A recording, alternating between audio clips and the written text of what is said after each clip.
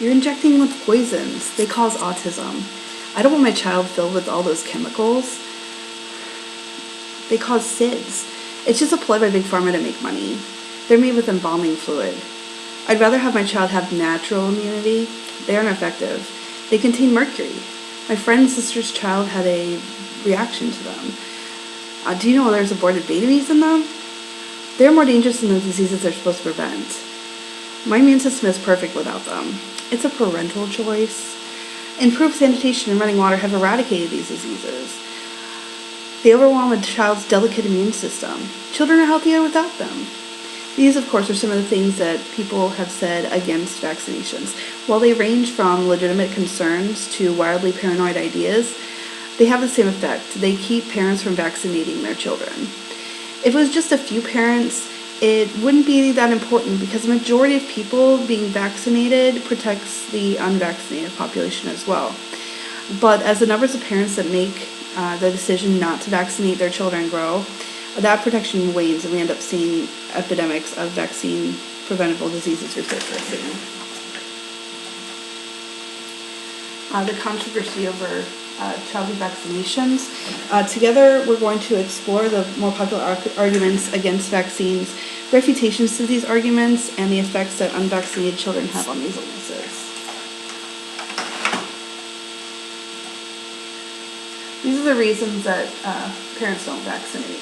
This is an example of an anti-vaccination graphic. It says poison all over the place. Poison, poison, toxic, autism, poison. Vaccines are poisons that contain chemicals and ingredients that are harmful. That's one of the biggest arguments. As Paracelsus, the father of modern toxicology, said, all things are poisons and nothing is without poison. Only the dose makes a thing not a poison, or colloquially, as we say, the dose makes a poison. The ingredients of vaccines are not in a dosage high enough to be poisonous. There's a lot of misinformation about chemicals. Being difficult to pronounce doesn't make it harmful. Everything is made of chemicals. Dihydrogen monoxide is water, sodium chloride is table salt. Mercury is in vaccines, is a big argument against vaccines. Certain vaccines contain thimerosal. It's only actually in the flu vaccine and in the multi-dose flu vaccine. At that, it's not in the single dose. Thimerosal is actually ethyl mercury. It breaks down to 49% ethyl mercury, which is not bioaccumulated like methyl mercury, which is found in fish. It actually is eliminated from the system within 7 to 10 days. Embalming fluids in vaccines. Vaccines do contain a small amount of formaldehyde. Formaldehyde is actually made in your body naturally. It is used as embalming fluid, but the amount that's in vaccines is almost negligible. And here it says that formaldehyde is in the pears, and only 0.16% of the amount of formaldehyde in a pear is actually in a vaccine. Aborted fetal tissue. Some bacteria and all viruses require a cell media to grow in. And sometimes vaccines use human cell lines. They also use things like eggs. There's two major cell lines, WI38 and MRC5. They're from the 1960s. It was one fetus apiece, and it was fetal lung tissue. They are cells grown in perpetuity, and the vaccines themselves only contain trace amounts of these things. And it's because it's what they're grown in, just like you would take a potato that's grown in dirt. When you're actually eating the potato, not so much of the dirt is in it anymore. There's aluminum in vaccines. Aluminum is used as an adjuvant in vaccines. It's actually not regular aluminum, it is aluminum salts, and they are in there to help the immune system have a bigger reaction. You actually get more, babies get more aluminum from breast milk and formula than they do in vaccines. This is another anti-vaccination poster regarding vaccines causing autism. And that is another huge thing that people think, that vaccines cause autism. In 1988, Andrew Wakefield presented a study in The Lancet that said that vaccines cause autism. It was discredited, and he lost his medical license. Despite all that, and despite the multiple studies that have followed that all show no causal link between vaccines and autism, about 1 in 4 parents actually still believe that vaccines cause autism in healthy children. Vaccines cause SIDS. It's actually a timing thing that people think vaccines cause SIDS. Vaccinations are given at birth, 2 months, 4 months, 6 months. And these are prime times for SIDS to happen. SIDS occurs mostly in the first year of life. And so there is a correlation, but they have found no causal link.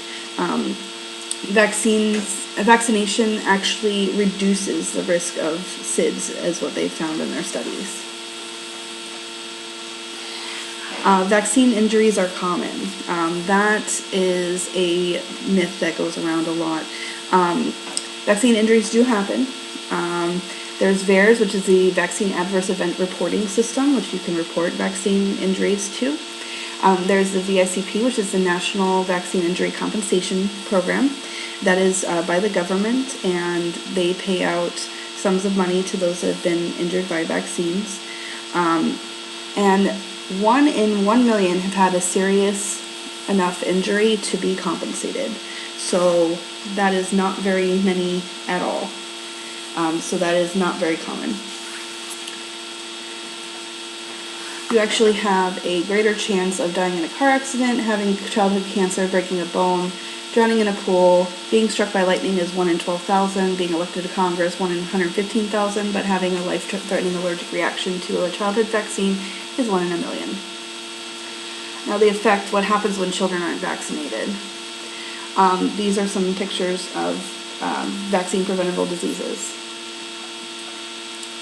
Herd immunity or community immunity is when a critical portion of the population is immune to a disease, and it lessens the opportunity for an outbreak. Many are dependent on this immunity. Those that are immunocompromised, either they have some kind of illness that causes them to have a decreased immunity, patients on chemo, stuff like that, infants that are too young to be vaccinated, and people that are unable to be vaccinated due to a medical reason.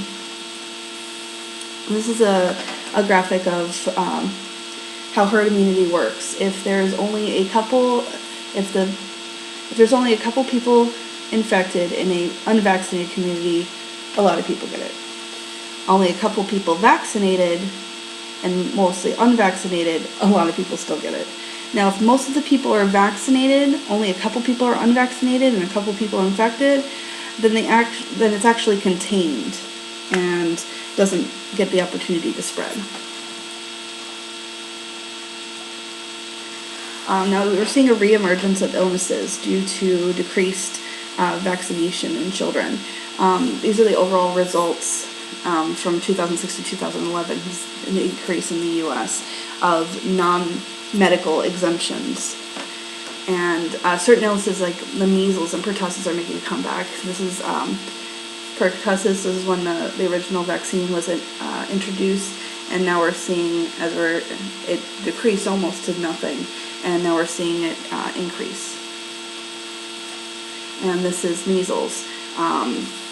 Measles was actually declared eliminated in 2000, and we're seeing that it's raising back up.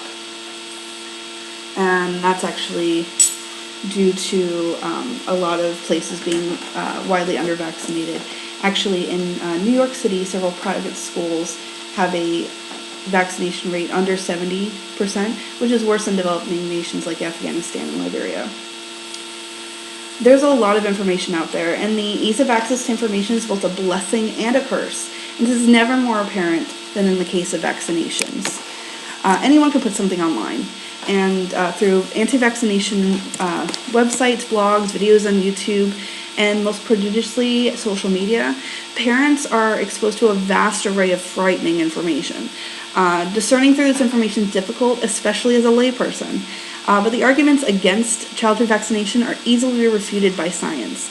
The chemicals in vaccines are not scary poisons. Vaccines don't cause autism or SIDS, and the chance of having a serious vaccination injury is very low. You're 83 times more likely to be struck by lightning than injured by a vaccine. The effects of parents making the decision not to vaccinate hurts herd immunity and allows for vaccine preventable diseases to reemerge. As parents, we need to make the best decision for our children, and that should be to vaccinate.